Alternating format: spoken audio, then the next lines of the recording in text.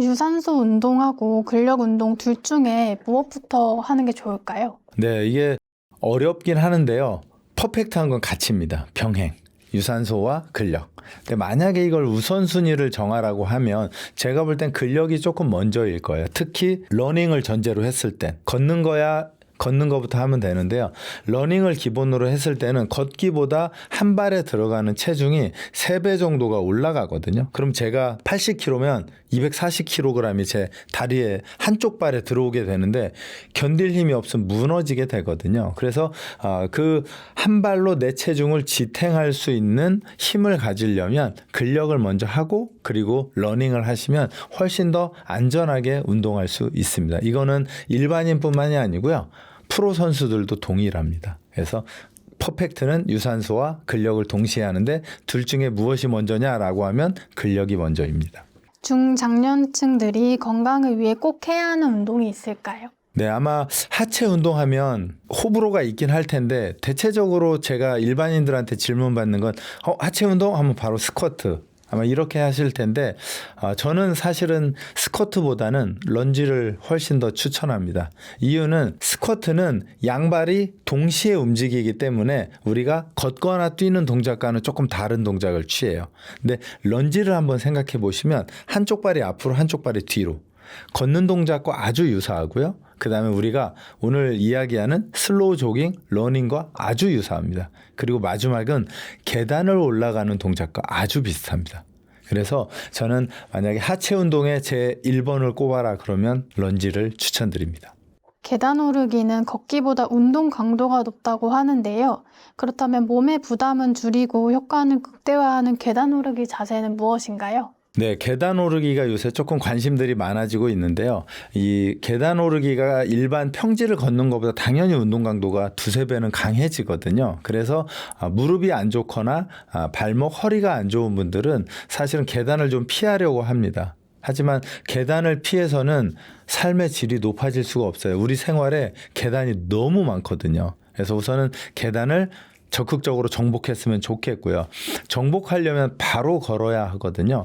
한번 걷는 것을 생각해 보시면 만약에 이 상태에서 오른발이 계단 위로 올라가면 대다수 올라간 발로 힘을 써서 가거든요. 근데 잘 생각해 보세요. 자동차로 하면 아마 운전하시죠. 전륜구동이 있고 후륜구동이 있는데 후륜구동이어야 해요. 이 상태에서 오른발이 계단에 올라가면 뒷발로 밀어서 올려주는 거예요. 그러면 무릎에 부담이 거의 없습니다. 앞발로 올라가면요 무릎에 데미지가 엄청 커집니다. 그래서 길을 걷거나 계단을 걸을 때 발을 하나 올려놓고 뒷발로 밀어서 내 몸을 앞으로 전진시켜 놓으면 무릎 부담 없이 긴 계단을 편안하게 올라갈 수 있습니다. 혹시 무릎이 아픈 분들은 이 방법이 아마 도움이 되실 거예요. 한번 해보시면 좋겠습니다.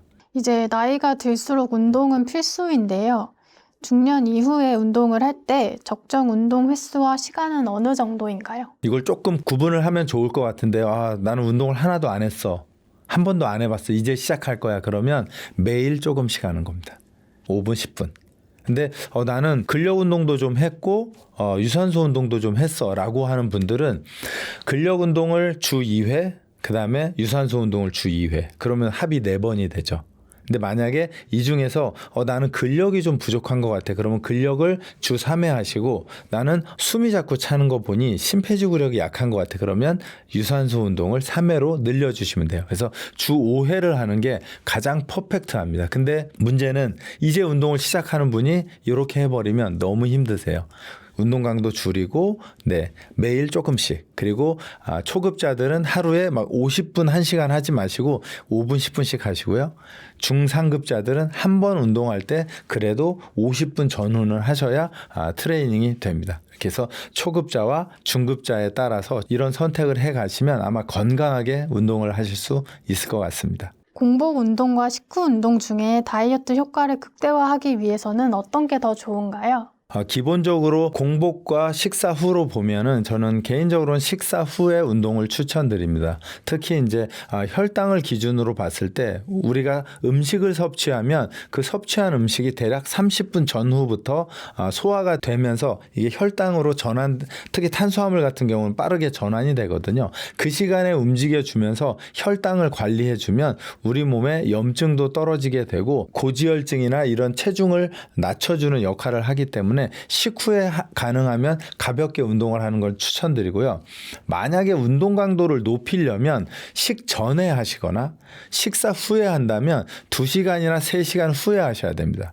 왜냐하면 소화가 안 된 상태에서 운동을 하게 되면 소화 효소를 떨어뜨리고 우리의 몸에 데미지를 줄 수 있기 때문에 식전의 운동은 운동 강도가 조금 강해도 되지만 식후의 운동은 대략 2시간 정도는 지나서 해야 된다라고 생각하시면 되겠습니다. 그렇다면 아침 운동과 저녁 운동 중에서는 어떤 게 더 좋은가요? 선택하라고 하면 아침 운동이 좋긴 하거든요. 근데 예를 들면 나는 아침에 일어나는 게 죽을 것 같이 힘들어라고 한다면 굳이 아침 운동을 고집할 필요는 없을 것 같아요.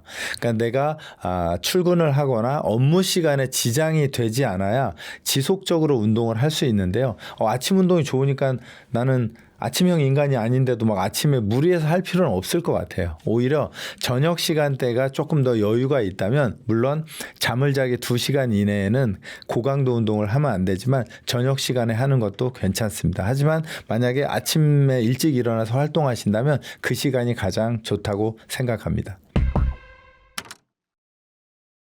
박사님께서는 간헐적 단식을 하고 계시다고 들었는데요. 실제로 몸에서 가장 크게 달라진 점은 무엇인가요? 네, 제가 간헐적 단식을 2023년 겨울부터 했던 것 같아요. 한 2년 반 정도 된 것 같은데요. 우선 첫 번째는요. 점심이 너무 맛있습니다. 간헐적 단식 이전에는요.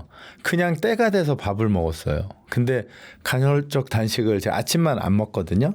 제가 대략 12시 정도에 식사를 하니까 최소 14시간에서 16시간 정도 공복을 하거든요. 물 정도만 마시고요. 점심이 뭘 먹어도 너무 맛있습니다. 그리고 너무 기다려지고요. 이게 첫 번째고요. 두 번째는 몸이 조금 가벼워졌어요. 이 가벼워졌다는 건 무게도 가벼워졌거든요. 제가 보이시는지 모르겠지만 제일 많이 나갔을 때 84kg까지 나왔거든요. 지금은 79에서 한 84이니까 대략 한 4kg 정도. 네, 원래 체중을 좀 줄여보겠다고 한 거거든요. 그렇게 해서 좀 빠졌고요. 또 하나의 변화는요. 요즘 제가 79 밑으로 자꾸 내려가려고 해서 이건 몸에는 안 좋을 수 있지만 야식을 챙겨 먹습니다. 그래서 야식을 좀 챙겨 먹어서 79 밑으로는 안 떨어뜨리려고 하거든요. 그래서 체중계에 올라가서 79 밑으로 내려가면 야식을 먹고 한 80쯤 되면 물만 먹고 이렇게 해서 먹는 게 조금 더 즐거워진 것 같고요. 그다음에 제가 비염도 있고 몸에 염증도 좀 있어서 그 수치들도 조금씩 떨어지고 있고요. 물론 당뇨가 가족력이 있어서 그것도 저는 약간의 경계치에 있어서 관리를 하기 위해서 이렇게 간헐적 단식을 하는데요. 배고픔을 조금 참는 것 빼고는 이점은 참 많은 것 같아요. 그렇다면 식사 순서는 어떻게 해야 좋을까요? 네, 제가 이제 간헐적 단식과 같이 병행하는 게 아마 일반 분들 아시는 거꾸로 식사법을 하고 있거든요. 그래서 식사를 하게 되면 섬유소, 그다음에 탄수화물, 지방, 단백질 이 순서대로 먹습니다. 근데 이제 잘 아시는 것처럼 이제 혈당 스파이크가 올라가는 건 우리가 탄수화물을 섭취했을 때는 대략 30분부터 거의 100% 혈당으로 전환이 되거든요. 이 탄수화물은. 그리고 지방은 대략 서너 시간, 그다음에 단백질은 한 2시간 이렇게 해서 지방과 단백질이 혈당으로 전환되는 퍼센트가 낮아요. 그래서 가능하면 그 음식을 먼저 섭취했을 때 우리가 혈당 스파이크를 좀 막을 수 있고요. 그래서 이 순서대로 섭취하는데 이제 어려운 점은 그러면 이제 반찬을 먼저 먹기 때문에 외부에서 식사를 하면 반찬이 짠 경우는 좀 힘들고요. 그다음에 찾아봤을 때 단백질이 없을 때도 좀 힘듭니다. 그래서 그 상황 빼고는 대체적으로 괜찮고요. 네, 그래서 거꾸로 식사법을 혹시 안 하고 계시다면 저는 추천드립니다. 충분히 자는 것이 근육 회복에 필수라고 강조하셨는데요. 잠을 잘 자는 것만으로도 근육 회복이나 지방 연소에 어떤 구체적인 변화가 생기나요? 네, 아마 여러분들 특히 이제 저도 그렇고 중년부터 이제 노년으로 갈수록 잠이 문제일 텐데요. 저도 잠이 조금씩 옅어지고 있습니다. 그래서 이 잠은 우리 육체적으로 봤을 때 우리가 육체적으로 낮에 활동을 하면 밤에 잠을 자면서 다시 리모델링을 하거든요. 염증도 제거하고 근육도 다시 만들어내고 신경도 다시 만들어내고 어떻게 보면 보수를 하는 기간인데요. 그 시간이 너무 짧다 보면 보수가 끝나지 않은 상태로 다시 깨어납니다. 그러면 근육이 손실이 되게 되어 있어요. 그래서 내가 낮에 충분히 운동을 하더라도 충분한 수면 하루에 8시간 정도를 잠을 자지 못하면 오히려 근육이 빠지게 됩니다. 그래서 내가 애써 힘들게 식사를 한 것, 그다음에 운동을 해서 근육량을 만들려고 했는데 이것들이 내 몸에 들어오기 위해서는 적절한 수면이 필요한데요. 그 수면을 하는 것 운동 못지않게 제가 볼 땐 중요하고요. 아니요. 정확히 말하면 운동보다 더 중요합니다. 첫 번째는 제가 볼 때는 적절한 수면이 건강한 삶의 첫 번째인 것 같고요. 두 번째는 식생활과 운동 이 세 가지가 잘 균형을 이뤘을 때 건강하게 하루하루를 보낼 수 있습니다. 건강하게 지내시기 위해서는 여러분들이 조금 좋은 정보들을 담는 게 필요하고요. 그것을 조금 공부하시고 학습하는 게 필요합니다.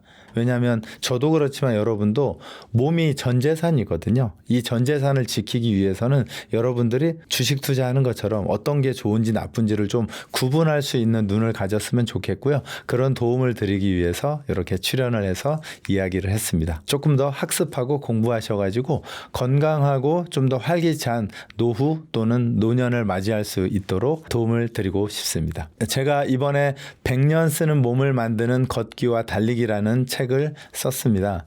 이유는 제가 자주 저희 쓰게 나와서도 이야기했지만 공원이나 운동장에서 걷거나 뛰는 분들이 많아져서 기분은 좋은데요. 안타까운 건 잘못된 동작으로 걷거나 잘못된 동작으로 뛰는 분들이 너무 많아요.